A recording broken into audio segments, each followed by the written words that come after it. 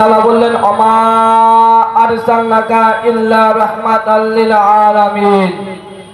আল্লাহ বললেন হে রাসূল আমি আপনাকে পাঠাইনি, হে ইল্লা কিন্তু পাঠিয়েছি দুনো জাহানের রহমত করে। জোরে বলুন সুবহানাল্লাহ। আমার আপনার নবী এসেছেন দুনো জাহানের রহমত হয়ে।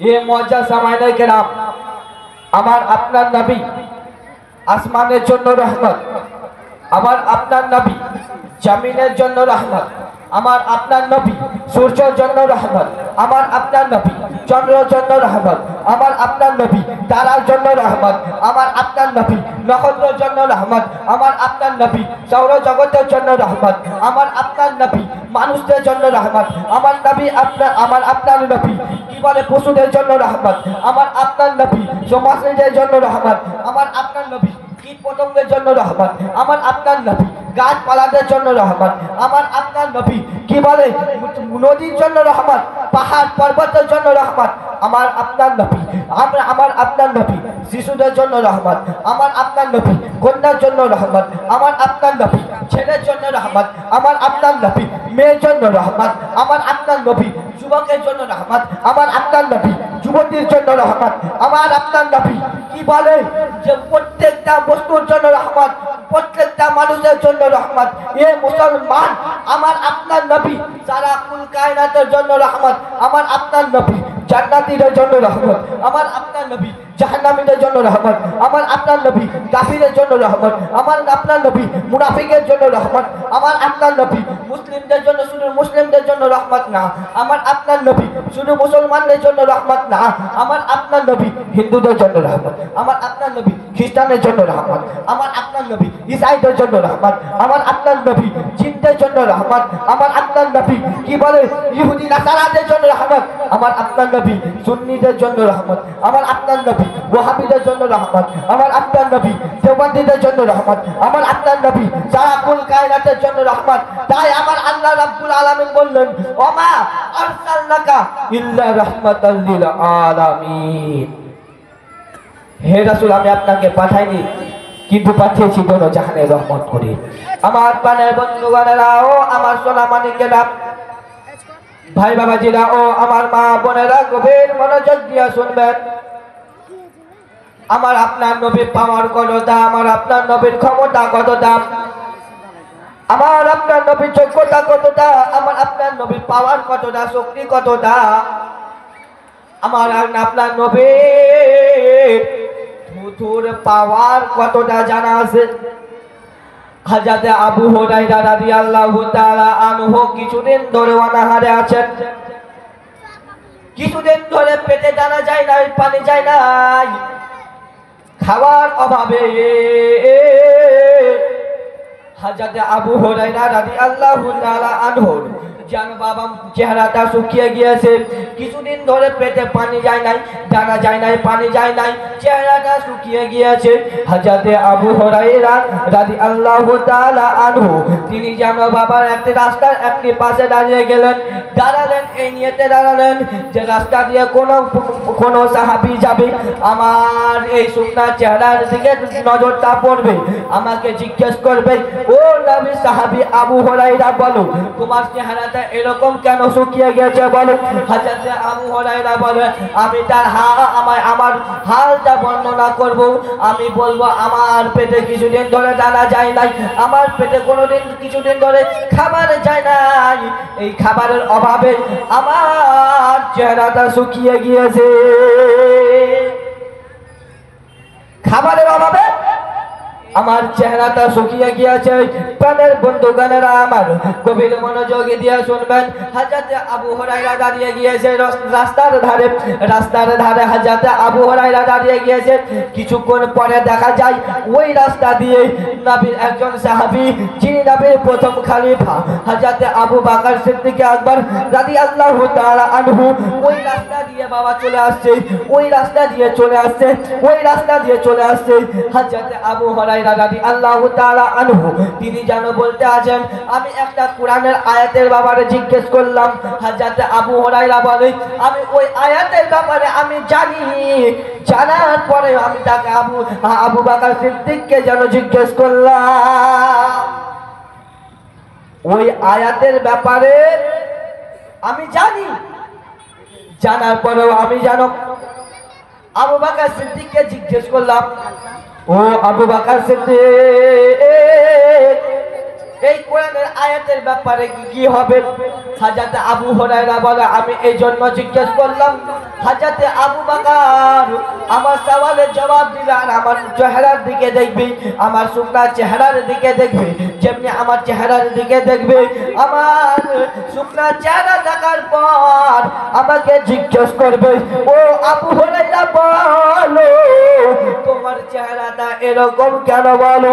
হযরত আবু হুরায়রা বলবো জানো, আমি বলবে সমস্ত ঘটনা বলবে, কিন্তু হযরত আবু হুরায়রা বলে জানো আমি তাকে জিজ্ঞেস করলাম, আবু বকর জানো সওয়ালের জবাবটা দিল, কিন্তু নিচে মুখ করে এসেছিল, নিচে মুখ করে জবাব দিয়ে যেন নিচে মুখ করে চলে গেল। নিচে মুখ করে এসেছিল, জবাবটা দিল নিচে মুখ করে, আবার নিচে মুখ করে হযরত আবু বকর সিদ্দিক আকবর তিনি যেন চলে গেল। ও আমার ভাই বাবাজিরা, ও আমার মা বোনেরা, গভীর মনোযোগ দিয়ে শুনবেন, গভীর খেয়াল করে শুনবেন, গভীর মনোযোগ দিয়ে শুনবেন। হযরত আবু হুরায়রা বলে আবু বকর তো চলে গেল, এবার যেন আমি দাঁড়িয়ে থাকলাম। কিছুক্ষণ পরে দেখা গেল নবীর একজন সাহাবী হযরত উমর ফারুক রাদিয়াল্লাহু তাআলা আনহু ওই রাস্তা দিয়ে যেন চলে আসছে। হযরত উমর ফারুক আযম রাদিয়াল্লাহু তাআলা আনহু ওই রাস্তা দিয়ে যখন চলে আসছে, আমি হযরত উমর রাদিয়াল্লাহু তাআলা আনহুকে আমি যেন ওই আয়াতের ব্যাপারে জিজ্ঞেস করলাম, ওই আয়াতের ব্যাপারে আমি জিজ্ঞেস করলাম, কিন্তু হযরত উমর ফারুক আমাকে উত্তরটা দিল, কিন্তু আবু বকর যেভাবে নিচে মুখ করে এসেছিল আর আমাকে নিচে মুখ করে জবাব দিয়ে যেন নিচে মুখ করে চলে গেল। হযরত আবু হুরায়রা রাদিয়াল্লাহু তাআলা আনহু তিনি যেন বাবা দাঁড়িয়ে থাকলেন। কিছুক্ষণ পরে দেখা গেল শাহনশাহে জিবাকার, মক্কি ও মদিনার তাজদার, গায়বে পরওয়ারদিগার, হাউজে কাউসারের মালিক ও মুখতার, নূরুন আলা নূর, শাফিউন নুসুর, আদম নবীর হুজুর সেই রাস্তা দিয়ে যেন চলে আসছে। সেই রাস্তা দিয়ে যখন চলে আসছে, হযরত আবু হুরায়রাকে দেখার পর আমার আপনার দয়াল নবী, মায়ার নবী, রাহমাতুল লিল আলামিন নবী যেন একটা মুচকি হাসি দিলেন।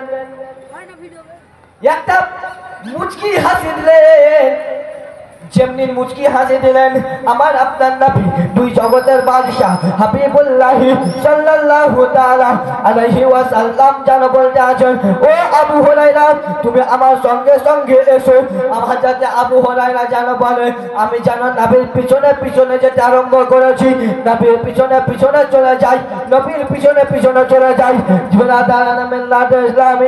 আমার ভাইরা বাবাজিরা রে, ও আমার মা বোনেরা, গভীর মনোযোগ দিয়ে শুনলেন।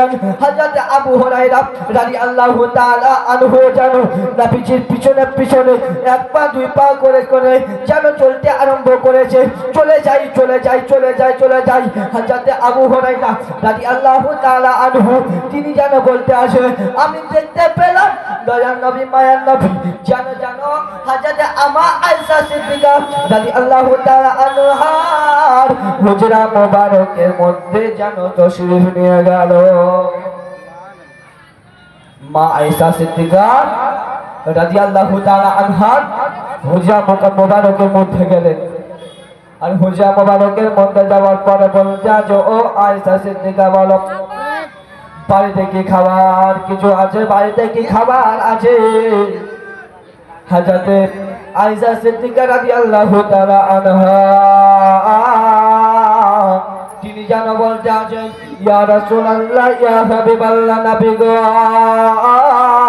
বাড়িতে খাবার কিছু নাই, তবে একজন আনসার সাহাবী এক পেয়ালা দুধ দিয়ে গেছে। একজন আনসার সাহাবী এক পেয়ালা দুধ দিয়ে গিয়েছে ইয়া রাসূলুল্লাহ আমার আপনার নবী দুই জগতের বাদশা হাবিবুল্লাহ সাল্লাল্লাহু তাআলা আলাইহি ওয়াসাল্লাম জানো ওই দুধের পেয়ালাটা নিয়ে যেন বাইরে আসলেন বাইরে আসার পরে বলতে আছেন ও আবু হুরায়রা যাও আহলে সাফার কাছে 70 জন সাহাবী রয়েছে 70 জন সাহাবী রয়েছে ও আবু হুরায়রা যাও তারাও ক্ষুধা অবস্থায় রয়েছে ও আবু হুরায়রা যাও ওই 70 সাহাবীকেও ডেকে আনো তারাও দুধ পান করবে দুধ হচ্ছে এক পেয়ালা আমার নবী বলছে আবু হুরায়রা আহলে সাফার কাছে আছে 70 জন দুধ এক পেয়ালা আবু হুরায়রাকে আমার নবী বলছে আহলে সাফার কাছে আছে 70 জন ওই 70 জনকে ডেকে আনো হযরত আবু হুরায়রা রাদিয়াল্লাহু তাআলা আনহু তিনি যেন বাবা এক পা দুই পা করে যেন আহলে সাফার কাছে যেটা আরম্ভ করেছে এক পা দুই পা করতে করতে হযরত আবু হুরায়রা রাদিয়াল্লাহু তাআলা আনহু যেন চলে যায় আর আবু হুরায়রা যেন ভাবতে আছে হযরত আবু হুরায়রা রাদিয়াল্লাহু তাআলা আনহু তিনি যেন ভাবতে আছে আল্লাহ আমি কিছুদিন ধরে অনাহারে আছি আমার দয়াল নবী মায়ার নবী জানো যদি ওই দুধের পেয়ালাটা আমার হাতে দিয়ে দিত ওই দুধের পেয়ালাটা যদি আমাকে দিয়ে দিত আমি দুধ পান করে খিদা নিবারণ করে নিতাম জোরে বলুন সুবহানাল্লাহ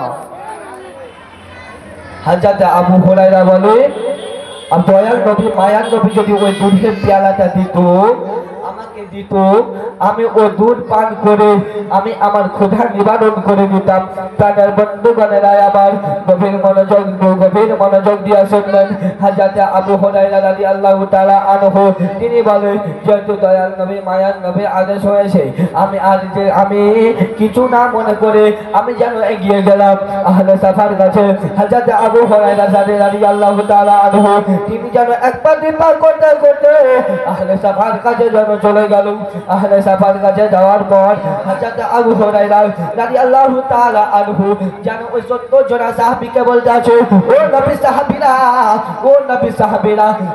সাহাবীরা নবীজি ডাক হয়েছে নবীজি ডেকে পাঠিয়েছে ও আবু হুরায়রা বলতে আছে ও নবী সাহাবীরা নবীজির ডাক হয়েছে ও সাহাবীরা নবীজি ডেকে পাঠিয়েছে তোমরা আমার সঙ্গে এসো নবীজির কাছে যাব বেরাদার মিল্লাত ইসলামিয়া যেমনি এই কথা বললাম হযরত আবু হুরায়রা যখন সাহাবীদের এই কথা বলল সাহাবীরা এটা বলল না যে আপনি এখান আমরা আসি যেমনি শুনেছে নবীজির ডাক হয়েছে সাহাবীরা দেরি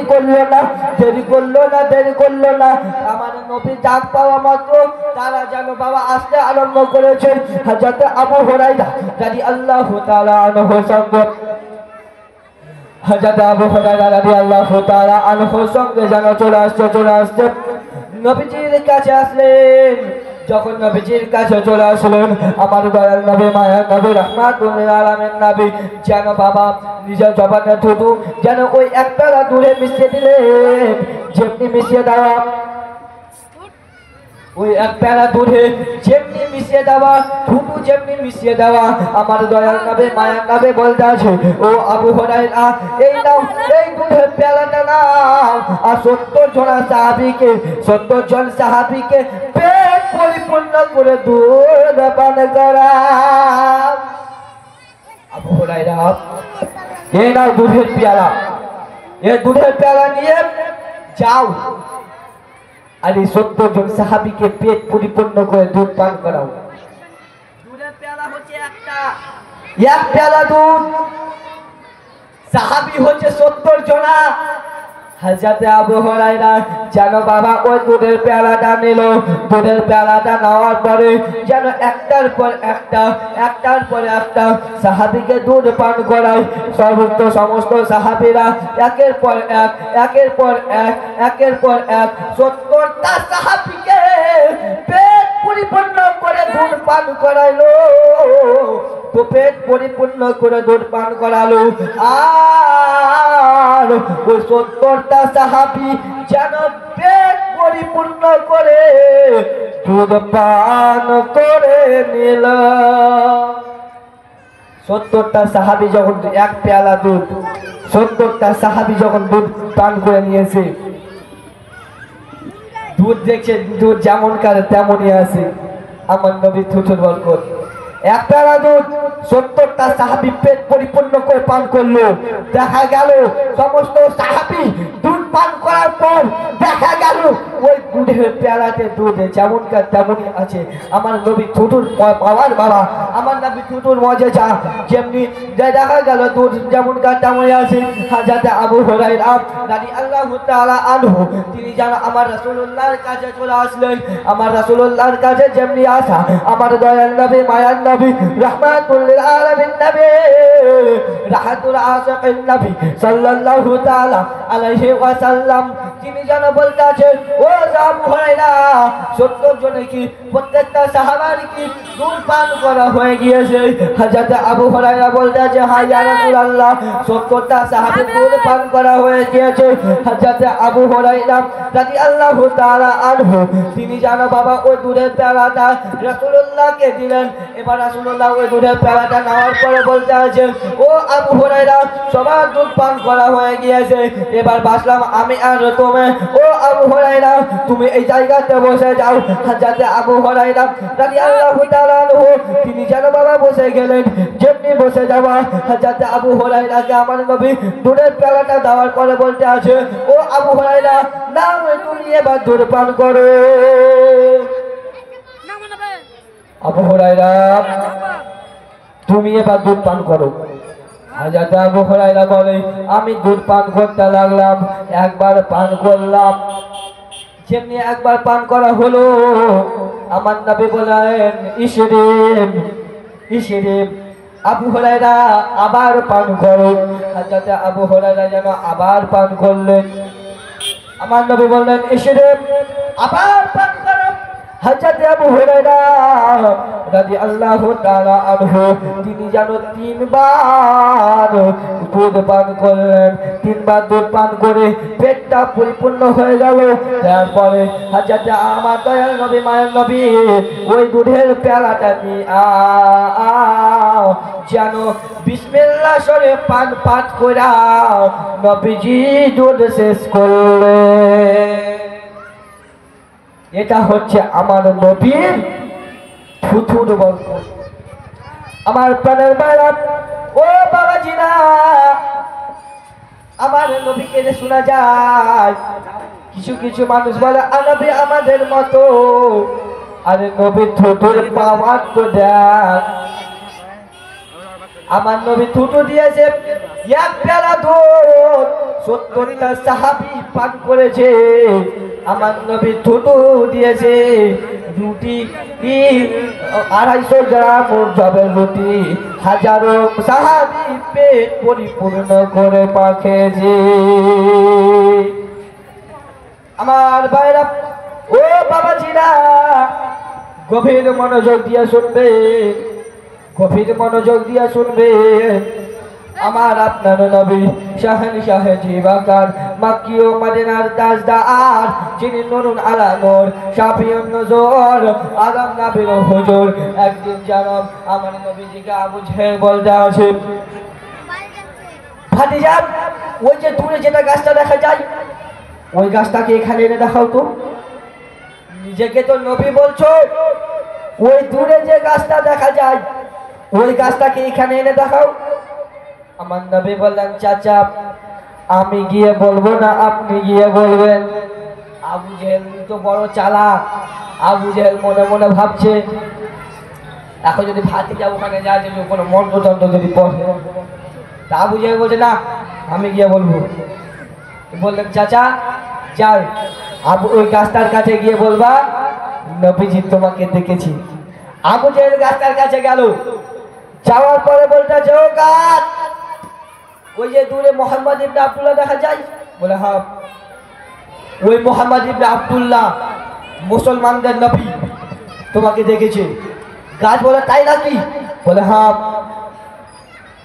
গাছ একবার ডানে ঝিটা মারলো, একবার বামে ঝিটা মারলো, একবার সামনে ঝিটা মারলো, একবার পিছনে ঝিটা মারলো, চারদিকে ঝিটা মেরে দিয়া শিকড়কে উপরে উঠে দিয়া আমার নবীর কদমে গিয়া হাজির হয়ে গেল। আমার নবীর কদমে গিয়ে হাজির হয়ে গেল। আবু জেহেল এবার বলছে গাছ তো আনতে পেরেছে, গাছ আগে যেমন ছিল তেমন তো আর করতে পারবে না। ভাতিজা গাছ তো এনে দিলে ভালো কথা, গাছ যেমন ছিল সেরকম করে দেখাও, তো তবে তোমার কলমা পড়বো না, হলো কলমা পড়বো না। আমার নবী তো জানেনি তো কলমা পড়বে না।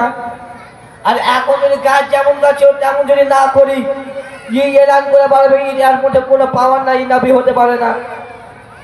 আমার নবী গাছকে ইশারা করে দিলেন, গাছ যেখানে ছিল যেমন ভাবে ছিল সেখানে গিয়ে তেমনই হয়ে গেল।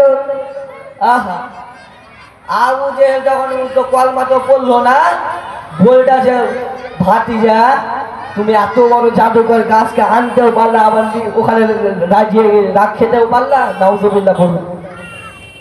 আবু জেহেল কলমা পড়ে রে, তাই জন্য তো ইসলামের প্রথম যুদ্ধে আবু জেহেল গিয়েছে জাহান্নাম, বদরের যুদ্ধে। ব্রাদার, একদিনকার ঘটনা, আবু জেহেল যেন একটা কুয়া খুঁড়েছে, আর কিছু পাতা টাতা দিয়ে ঢেকে দিয়েছে। মোহাম্মদ এই সামনে যাবে, ভিতরে পড়বে, আর ভিতরে কিন্তু কাঁটা রেখে দিয়েছে, কাঁটা ভিতরে পড়বে, কাঁটা ফুলে মোহাম্মদ মারা যাবে। গর্ত করেছে, গর্ত করার পর আবু জেহেল জানো বাবার কাখর পাতা বিছিয়ে দিয়েছে, উপরে ধুলা বালি ছিটিয়ে দিয়েছে, মাটি বিছিয়ে দিয়েছে। এই সামনে এই রাস্তা দিয়ে মুসলমানদের নবী যাবে, এই গর্তে পড়ে যাবে, ভিতরে যে কাঁটা গুলো লেগে আছে কাঁটা পুড়ে মোহাম্মদ মারা যাবে। এই নিয়তে যেন আবু জেহেল এসে রকম প্ল্যান করেছে। এবার দেখেন বাবা, আবু জেহেল এবার কি করে, সমস্ত কাজ কমপ্লিট করে দিলেন, লুকিয়ে আসে রাস্তার পাশে, যাতে সামনে কেউ যদি আসে তো দেখতে না পায়। আর একটা রাওয়ায়তে আছে গাছের উপরে আছে, যাই হোক লুকিয়ে আসে। আমার নবী ওই রাস্তা দিয়ে আসছে, একটা রাওয়ায়াত, আমার নবী ওই রাস্তা দিয়ে আসছে। আল্লাহ বলে জিবরাইল যা রাসূলুল্লাহকে জানিয়ে দে, আমার নবীকে জানিয়ে দে ওই রাস্তা দিয়ে যেন নবীজি না যায়। আবু জেহেল যে গর্ত করে রেখেছে, গর্ততে নবী পড়ে যাবে। আর জিবরাইল এসে আমার নবীকে বলে দিলে, আমার নবী আর ওই রাস্তা দিয়ে গেলেন না। আর একটা রাওয়ায়াতের মধ্যে লেখা, আমার নবী ওই রাস্তা দিয়ে গেলেন, আল্লাহর হুকুমে ওই গর্তটা পার হয়ে চলে গেল, গর্তের উপর দিয়ে পার হয়ে নবীজি চলে গেল। আবু জেহেল বলে কি ব্যাপার, মোহাম্মদ গর্ততে পড়লো না কেন? আবু জেহেল যেমনি গিয়েছে ওই গর্তের উপর দিয়ে যাচ্ছে, আবু জেহেল নিজের গর্তে নিজে পড়েছে, নিজের গর্তে নিজে পড়েছে। আর কাঁটা যত ছিল আবু জেহেলের শরীরে, আবু জেহেল বলছে বাচ্চারে মরে গেল, বাচ্চা। আবু জেহেল বলছে বাচ্চা মরে গেল। যত কাফিরেরা থাকে সবাই যেন এলো, বাচ্চা বলে কোথায়, বলে আমি গর্তের মধ্যে আছি, মরে গেল, বাচ্চা কাঁটাতে ফুলে শেষ করে দিলে। সেমনি এই কথা বলা, ওই কাফিররা যত ছিল আবু জেহেলকে যে বাঁচাতে গেছে, আবু জেহেলকে উঠাতে পারে না। রাওয়ায়াতের মধ্যে লেখক লিখছে, যত দড়ি নিয়ে আসছে গর্ত তত নিচে চলে যায়, একের পর এক দড়ি আনছে, যত দড়ি বড় দড়ি নিয়ে আসছে গর্ত তত নিচে ঢুকছে। এ মুসলমান, আবু জেহেলের হাত পর্যন্ত যায় না। যখন গ্রামে যত দড়ি ছিল সব লেলো, তো হলো না। তো আবু জেহেল নিজে বলছে এরকম করে যত দড়ি আছে গোটা দুনিয়ার দড়ি জড়ে নিয়ে আসি, তাও আমাকে বের করতে পারবি না যতক্ষণ পর্যন্ত আমার ভাতিজাকে না আনবি।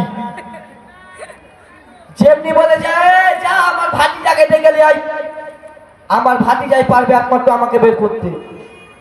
আমার নবীর কাছে খবর চলে গেল, মুসলমানদের নবী আপনার চাচা গর্তে পড়েছে, কেউ বের করতে পারে না।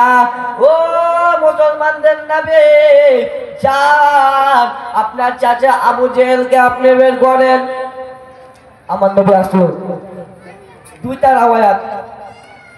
একটা রাওয়ায়াতের মধ্যে লিখতে আছে গ্রামে যত দড়ি ছিল সব দড়ি দিল, আবু জেহেলকে বের করতে পারলো না।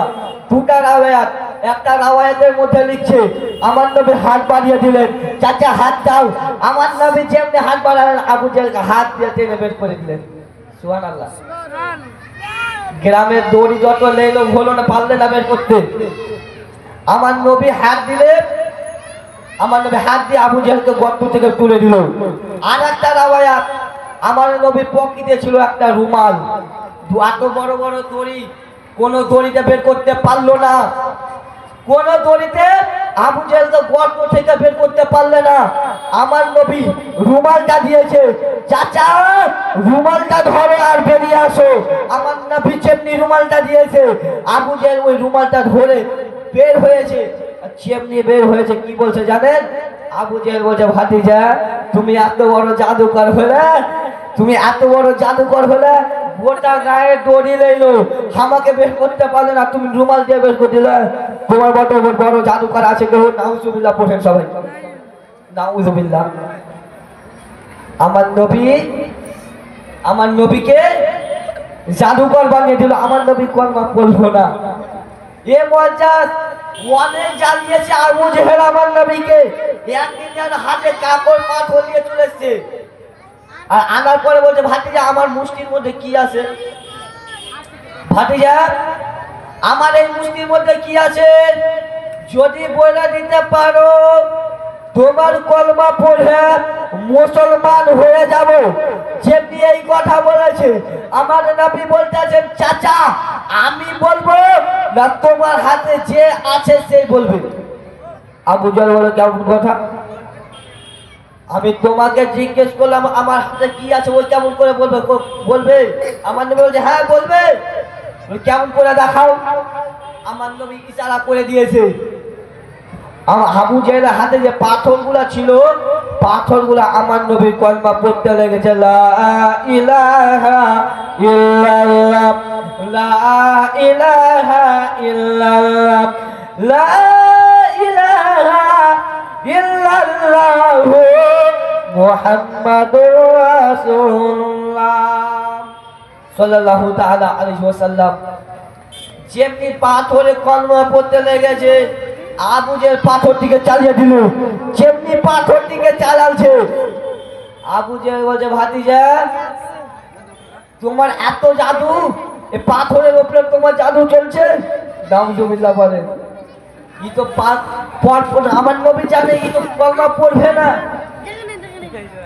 একদিনকার ঘটনা, আবু জেহেল আমার নবীকে বলছেন, ভাতিজা তুমি যদি সত্যিকারের নবী থাকো, আকাশে যে চন্দ্রটা দেখা যায় ওই চন্দ্রটাকে দুই টুকরা করতে হবে। কয় টুকরা? দুই টুকরা করতে হবে। আমার নবীকে বলছে, ভাতিজা তুমি যদি দুই টুকরা করে দাও, তোমার কলমা পড়ে আমি মুসলমান হয়ে যাব। ব্রাদারানে মিল্লাতে ইসলামিয়া। আমার নবী বলছে, চাচা যদি চন্দ্রকে দুই টুকরা করে দিই তুমি মুসলমান হবে তো? বলে, হ্যাঁ হয়ে যাবো। আমার নবী জানে তো মুসলমান হবে না, আমার নবী জানেন মুসলমান হবে না। আর এখন যদি চন্দ্রকে দুই টুকরা না করি, আবু জেহেল বলে বাড়াবে, যদি নবী থাকতো চন্দ্রকে দুই টুকরা করে দেখাতে পারতো। একে নবী মানা যাবে না। কেন চন্দ্রকে দুই টুকরা করতে পারেনি? আমার নবী বলছে, চাচা পড়বে তো কলমা? বলে, হ্যাঁ। আমার নবী জানে পড়বে না। আমার নবী শাহাদাত উংলির ইশারা করলেন, চন্দ্র দুই টুকরা হয়ে গেল। একটা চলে গেল ডান দিকে পাহাড়ের দিকে, আর একটা চলে গেল বাম দিকে পাহাড়ের দিকে।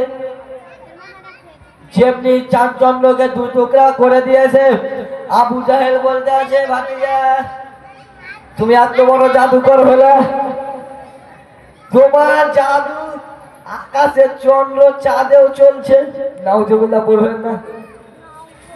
আমার নবী জানেন একটু কলমা পড়বে না, আর এখন যদি চন্দ্রকে দু টুকরা না করি তাহলে আবু জেহেল দুর্নাম করে বাড়াবে। মুসলমানদের এই মোহাম্মদ ইবনে আব্দুল্লাহ নিজে নবী দাবি করছে, একে নবী মানা যাবে না। ওই জন্য আমার নবী সেদিন চন্দ্রকে দু টুকরা করেছেন।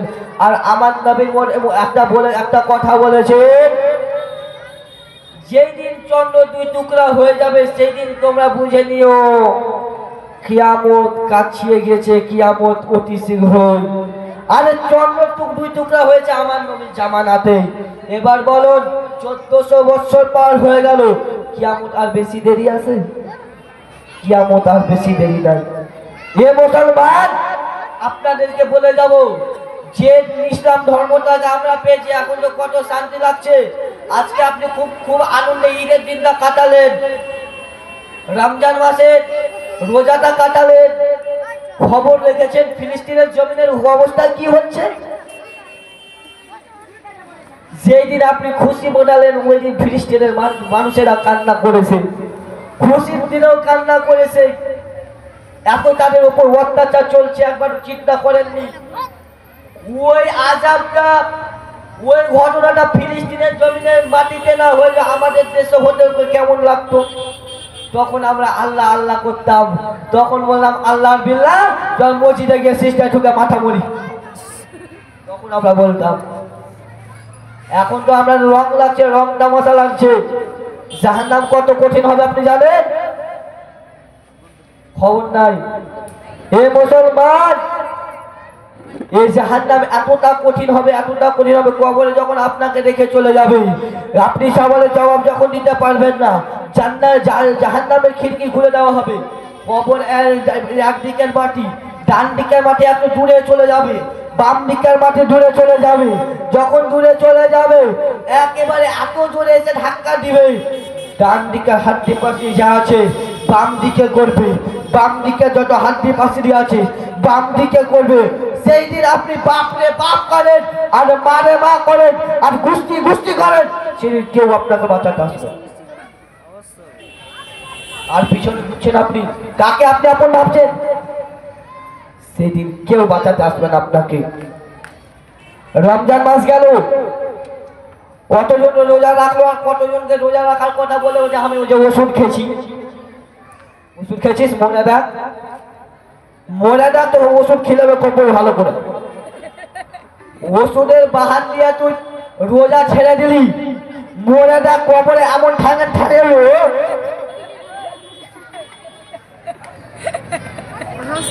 সেদিন আপনার আমার বাঁচার কোনো আশা থাকবে না। কষ্ট আর কষ্ট, জাহান্নাম কতটা কঠিন হবে আপনি কি ভেবে দেখেছেন? এ মুসলমান, আমার নবী একদিন সাহাবীদেরকে নিয়ে ওয়াজ করতে আসে, আর আমার দয়াল নবী মায়ের নবী বলতে আসে, আমি মিরাজে যখন গিয়েছিলাম জান্নাত দেখেছি, জাহান্নাম দেখেছি। জাহান্নামের মধ্যে একটা জায়গা দেখলাম, একটা জায়গাতে আমি দেখলাম কতগুলো উলঙ্গ মেয়েকে, কতগুলো উলঙ্গ মহিলাকে জাহান্নামে নিক্ষেপ করা হচ্ছে। আমার আপনার দয়াল নবী মায়ার নবী রাহমাতুল লিল আলামিন নবী বললেন, ও জিবরাইল বলো এই মেয়েদের অবস্থা এরকম কেন, এদেরকে উলঙ্গ অবস্থায় কেন জাহান্নামে নিক্ষেপ করা হচ্ছে? আমার নবী দেখে যান, আমার নবীর চোখে পানি রে বাবা, আমার নবীর চোখে পানি। জিবরাইল যে যেদিন বলেছিলেন ইয়া রাসূলুল্লাহ ইয়া হাবিবাল্লাহ, এই মেয়েগুলা জগতের বুকে পর্দা করত না হুজুর, স্বামীর কথা মতো চলতো না, এই মেয়েগুলা কোনদিনও কোরআন তেলাওয়াত করতো না, বেপর্দা রাস্তাঘাটে চলতো, মেকআপ লাগিয়ে রাস্তাঘাটে চলতো। ইয়া রাসূলুল্লাহ, তাই জন্য তাদের অবস্থা এরকম হতে আছে হুজুর। বেরাদারানা মিল্লাতে ইসলামিয়া, আমার প্রাণের ভাইরা বাবাজিরা,